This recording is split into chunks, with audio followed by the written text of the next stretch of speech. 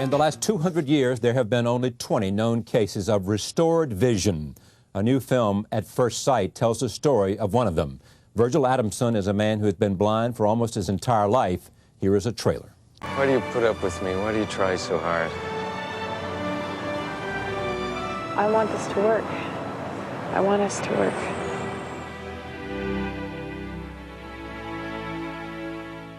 Joining me now, Irwin Winkler, the film's director and producer. He is the Oscar Award-winning producer of such films as Rocky, Raging Bulls, and Goodfellas. Also here, Val Kilmer, who stars as Virgil Adamson. His films include The Doors, Batman, Forever, and The Saint. And Dr. Oliver Sacks. His article, To See and Not See, is the best-selling book. Anthropologist on Mars is inspiration for the film. I am pleased to have them here. Dr. Sacks, where does this story come from? It comes from reality. It started with a phone call telling me that Virgil had had some surgery to his eyes and that he saw everything but couldn't make sense of anything. Yeah. And could I come down and explore this and help? And so what did you do? So I went down and as you were saying, this is a very, very rare situation. I'd never encountered it before, although I'd read about it. And I tried to sort of feel myself into his world and to help him a bit. Since really he'd never seen, the parts of his brain which normally develop in infancy hadn't been there. He'd never learned to see. You have to learn to see. We're not cameras. And so I tried to help him on that track. And very complicated business, because all his feelings and his motivations, his strategies were those of a blind man. He'd really been in equilibrium as a blind man, and suddenly he had a new sense forced on him, given to him. From a medical standpoint, I want to come to what we do in the film, but from a medical standpoint, what happens when sight is restored? What's the thing that goes through it? It depends on when you went blind, I guess. If you went blind at childbirth, it's different than if you went blind when you were 20. Well, in a way, this isn't sight restored. He'd never had sight. Right. He had no idea what sight was like, or very little idea, no visual memories, no visual ideas. And so, so the whole idea of space and a visual world and of appearances and perspective and size and distance were completely alien to him. I mean, unimaginably so. There's really no analogy in our experience. When did you learn about this? I read the article that Dr. Sacks wrote that was in the New Yorker magazine, and I was just bowled over by the whole possibility of, everything I read is about whether we'll make a movie or not. When I pick up the New York Times, well, let's make a movie. And this seemed like a really interesting story, because I just imagined if somebody was blind and had an operation, they took off the bandages and you see and everything is fine. And the phenomena of not seeing intrigued me, and the idea of then showing a world that had never been shown before was intriguing, and I started thinking about how I would do that visually, and I got more and more involved in the character, and started doing some other research into the subject, and there's very little about it, but whatever we found was mostly about people that had been sighted and gone blind, and so little about anybody that had been blind and then suddenly got sighted. So I just got more intrigued with the character, and then thought we'd develop a love story around it so that we can give it a kind of a feeling where both characters had some risk involved and something to challenge them. What's the love story? Well, what happened to Cheryl Jennings, who is the man who actually had the operation, is he was very comfortable in his blind world. He had a job. He loved baseball, and he listened to baseball games. He traveled back and forth to the job that he worked in, and seemingly was quite content with the life that he had as a blind man. A woman came into his life and found out about this experimental eye surgery and suggested he have this operation. And he did, and we know what happened, all the problems that came to this blind man as a sighted person. And I was interested in how that would affect their relationship, and why she wanted him to suddenly have this operation, why he resisted initially. And it seemed to me a good sense of drama and how to build a love story. In film terms, people falling in love is not particularly interesting. That's just the montage. People having a problem once they're in love is interesting. So built into this situation seem to be problems. In an article that was about you in January 5th, 1999, in Variety, to talk about your experiences, and you were looking at common threads in your films, and you said that many of my films deal with the same kind of idea. That is, what people do under pressure, how they respond to the circumstances around them. Ultimately, Winkler concludes they're about test of character. Mm-hmm. Is this about that? I think so. I think because Cheryl Jennings had to have had to be very, very strong in himself and ultimately in his relationship with Barbara, his current wife, because you could be very, very depressed very easily when you change your life so violently, and as Dr. Sachs said, going into a world that none of us could imagine. Look, Jake LaMotta in Raging Bull faced adversity with violence. It's the only thing he knew. Rocky just became a better person. So I think Cheryl Jennings did it in an unqualified way, and that it was great courage. What attracted you here, Val? The story, the character, the both? Everything, yes. I've read it late at night, immediately closed my eyes and spent a couple hours in the hotel room just trying to imagine it. I also have a very good friend who's a blind sculptor. So I could Blinded from Vietnam, is that right? Yeah, and I could relate to a lot of the really extraordinary experiences that he had gone through and was relating those to the character. And I met Irwin in the morning, the next morning, and by lunchtime the lawyers had called each other, and it was a fascinating. I ever said yes. Really everything. That I always wanted to do a love story. I think in this case that it's a true story adds to the drama. Sometimes it's really immaterial. We all know what happens in Titanic. It's the experience of those two characters that makes it intimate and attractive. And in this case as well, I love that there's so many metaphors and really generous food for thought on the subject of sight as perception or love. And those kind of stories are What's interesting about this you're touching on is the notion of how the love between the character played by Mira Sorvino, Amy, and Virgil, when he is without sight, and then how the relationship is different when he is with sight. And why does that come about?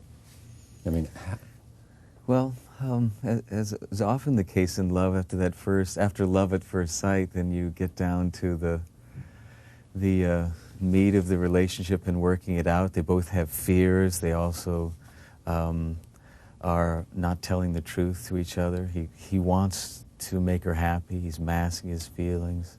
There's a lot of fear involved. And I think we're really telling the emotional truth, wouldn't you agree, of their story? If we literally dealt with the exclusive subject of sight, the film would, the second half of the film, that's all it would be about, because it's so difficult to explain. So it's involved in really the meat of the story is involved in making the relationship work. How does it happen, the miracle of love? Take a look at this clip. This is Virgil showing Amy, Val, and Mira Sorvino the rain. Take a look. I can feel everything when it rains. Wish it would rain inside. Rain all around us. I shoot him.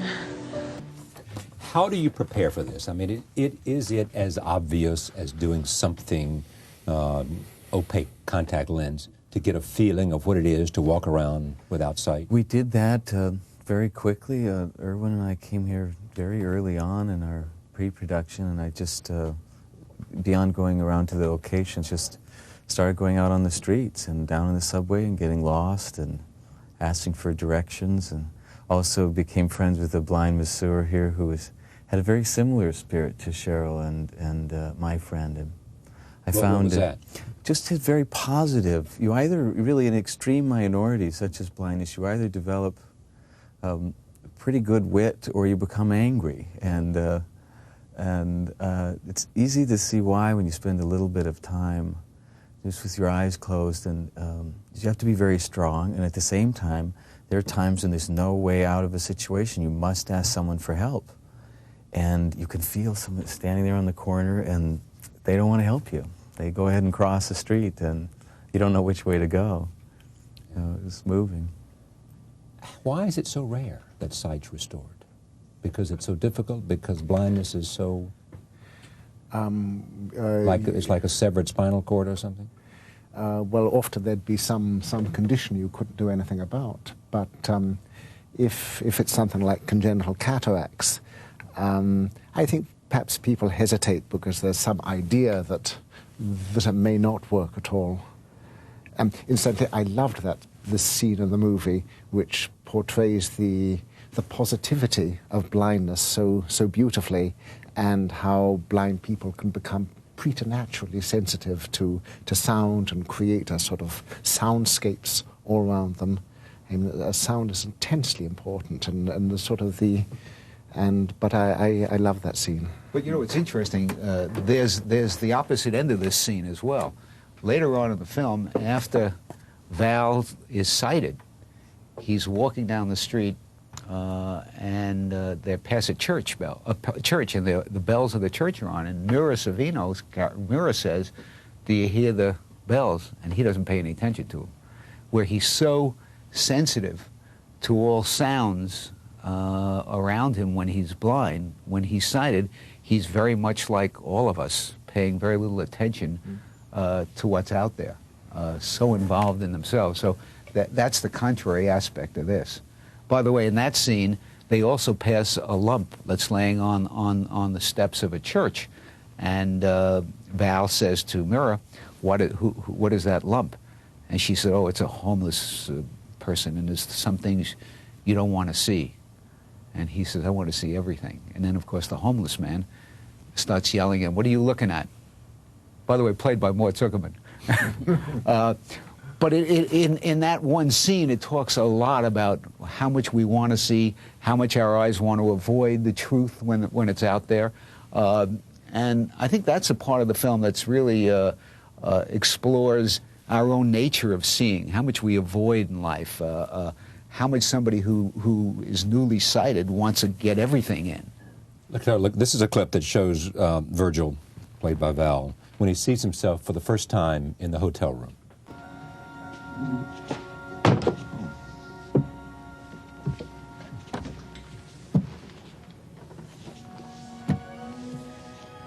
We were just asking the question. I talked to someone who's had this laser surgery, and they were saying that, you know, it's just amazing. Go in for like an hour and you walk out and your vision has changed, but sometimes you get up in the morning, it's a little bit cloudy in the beginning. Right. And I asked the question while we were watching that of Dr. Sachs, is that always true, or can you come out of this with perfect vision and still feel the things that you felt because you don't have the spatial definition and all? I don't think anybody really knows. I mean, that's part of the problem. Of course, it's so rare, but what we did in the film is dramatically show the first thing he sees when they take off the bandages, which is all kind of strange because he doesn't really understand dimensions.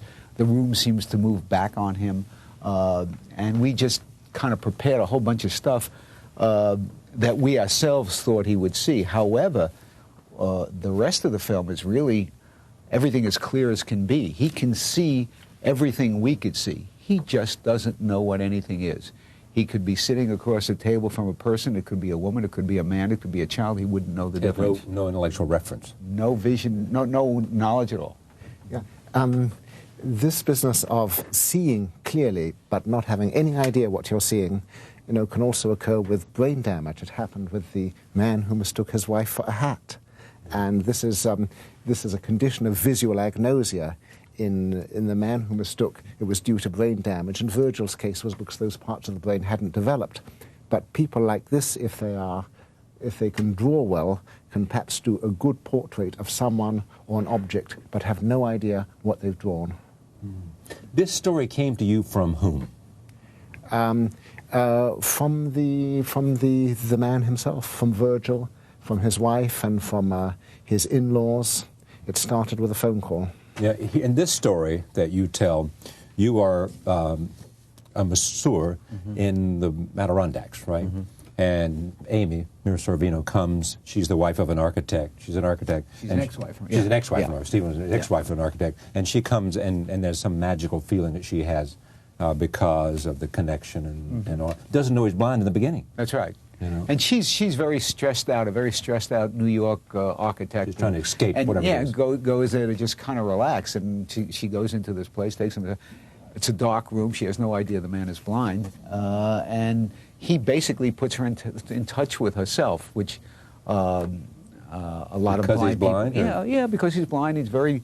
and one of the reasons I cast Val is because he's very in touch with nature and very in touch with himself. And Mira is, you know, from New York and kind of very combustible, and I thought that would be an interesting combination. Why did you wait till you were 50 to direct? Because nobody would give you the opportunity. No, what happened was I had no intention of directing. I wrote a script called Guilty by Suspicion, which was about the blacklist. Robert De Niro. Yeah, and I got very, very curious about the character because he reminded me somewhat of myself because the character I wrote was kind of successful, had worked all his life and had achieved something. And in the script, he goes into a room and an investigator for the House Un-American Activities Committee says to him, okay, you have a fancy house and a nice car and it's a great career, and all you have to do to keep it is betray your best friend. And I was haunted by that. I said, well, I wonder what I would do. It's wonderful to say, oh, I'd never do that, but as John le Carré said, when they handcuff you to a radiator, you might change your mind. So it kind of got me interested, and I wrote this script. We were doing Goodfellas at the time, so I gave Marty Scorsese the script to read, and unbeknownst to me, he gave it to De Niro. And Bob said he wanted to do it, and he wanted to do it with me directing it. So I suddenly found myself directing a movie. Yeah, you didn't. Scorsese directed Raging Bull, and you produced right. it. Yeah. You went to Juilliard, right? You know, have you found in film what you expected to find as an actor? I mean, has it been what you wanted to do? Yes, I really love acting in the theater as well, but film acting's fascinating. It's a real maze. Sometimes you get dropped right in the middle. We were very fortunate, I think, largely to do because of Irwin having some pull, maybe, but being able to shoot in sequence, especially with a story like this, You shot in sequence. Yeah, pretty much so. where they're really meeting each other immediately, and often I think it would help in film, and bizarrely it's like a law that you must shoot the last sequences first and the most strenuous scenes at the end when you have no energy left. It's a strange, a lot of bizarre, almost mystical rules to filmmaking. And one of the oddest things is that a play really has to work as a piece of text. And the screenplay is really an assemblage of ideas, well assembled, but it really has no meaning in a film. A film story is made up as it's going because it depends on the light and the atmosphere in that light, of which, as we were talking before we started filming, no matter how extraordinary a director is, you can't control those elements, and eventually, even if you have unlimited resources, it changes, and it just has this strange life of its own, and you're really participating in the creation that's largely unknown. Let me ask you this. I don't know. Can we tell the ending of this movie? Probably not a good idea. Not a good idea, Yeah. but it's extraordinary. It goes to the heart of what the movie's about, doesn't it? Very much so, yeah. Very much so. They'll have to pay their... All right, their we'll get to that. Okay. What did you learn from this? My just appreciation for life really deepened from it. I feel that I'm attentive to friends and family and their needs, and by playing Virgil, which we're finding with the audiences, that they're coming out of the cinema experiencing, it's a great deal of gratitude, a deeper sense of love. And I couldn't ask for anything more of the love story than that. I love this quote, "Love never loses sight of loveliness," and for both the characters, I think they almost lose sight of the loveliness in love, and that's to me that I learned from it. Dr. Sachs, do you think that Hollywood does justice to your work? I was fascinated by Val's research, and as I was by De Niro's with Awakenings. In both cases, they seem to enter to sort of try and imagine the inner state of the subject so well. I mean, there were times when I thought you were blind. There were times when I thought De Niro was Parkinsonian. Yes, I can only describe and ponder, and Hollywood can provide an inaction and a representation. And I know some of my Awakenings patients loved Awakenings. I know Barbara and Shirl felt that there'd been an almost uncanny capturing of their situation, even though all sorts of personal things were different. So yes, I like it. There's an amazing coincidence between the way this film unfolds and the way Awakening unfolded. Yeah, there's a strong sort of metaphoric parallel. Even more so. Thank you very much, all of you. Thank At you. First Sight is the film. Thank you for joining us. See you tomorrow night.